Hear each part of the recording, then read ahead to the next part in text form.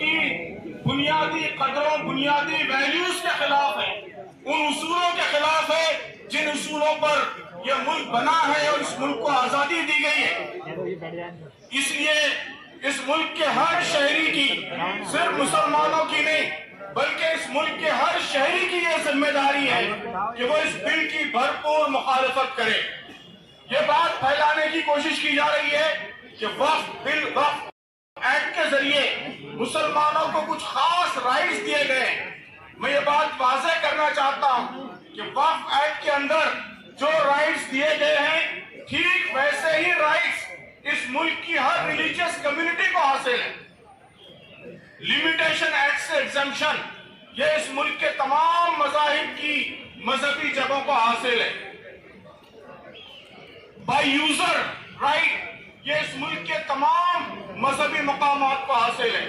ملک کے تمام مذہبی مقامات کو یہ حاصل ہے کہ ان مقامات کا انتظام، اس کا ایڈمنسٹریشن صرف اسی مذہب کے ماننے والے کریں گے، لیکن سلیکٹ کر کے، چوز کر کے صرف مسلمانوں کو اس حق سے محروم کیا جا رہا ہے۔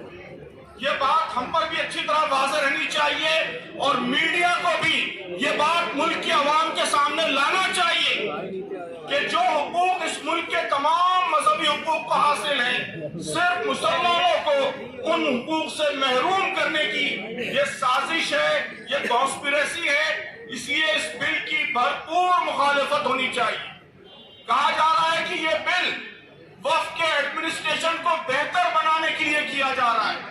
ہمیں پوچھنا چاہیے، میڈیا کو پوچھنا چاہیے، ایم پیز کو پوچھنا چاہیے، کرن رجیجو صاحب سے اور گورنمنٹ سے پوچھنا چاہیے کہ آپ بتائیے کہ اس بل میں ایسا ایک سنگل پروویژن کون سا ہے جس سے وقف کا ایڈمنسٹریشن بہتر ہوگا۔ لمیٹیشن سے ایکسپٹ کرنے سے وقف کا ایڈمنسٹریشن کیسے بہتر ہوگا؟ بائی یوزر پروویژن ختم کرنے سے وقف کا ایڈمنسٹریشن کیسے بہتر ہوگا؟ تو یہ ملک کی عوام کو بیوقوف بنایا جا رہا ہے کہ وقف کے ایڈمنسٹریشن کو بہتر بنانے کے لیے بل لایا جا رہا ہے۔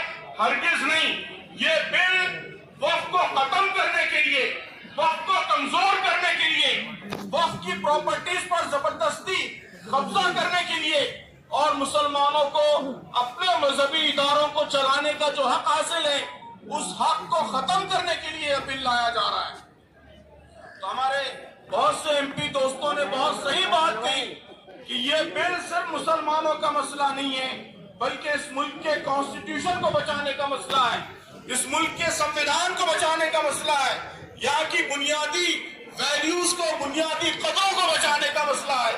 اس لیے ملک کے تمام عوام کو متحد ہو کر اس بل کی مخالفت کرنی چاہیے اور کسی صورت اس بل کو منظور نہیں ہونے دینا چاہیے۔ اور یہ جو دھرنا کیا جا رہا ہے یہ دھرنا شروعات ہے، بگننگ ہے۔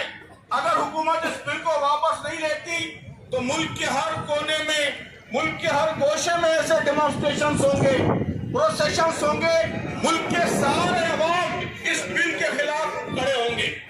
اور مجھے یقین ہے کہ صرف مسلمان نہیں بلکہ ہمارے ہندو بھائی، ہمارے سکھ بھائی، ہمارے عیسائی بھائی، اس ملک کے سارے عوام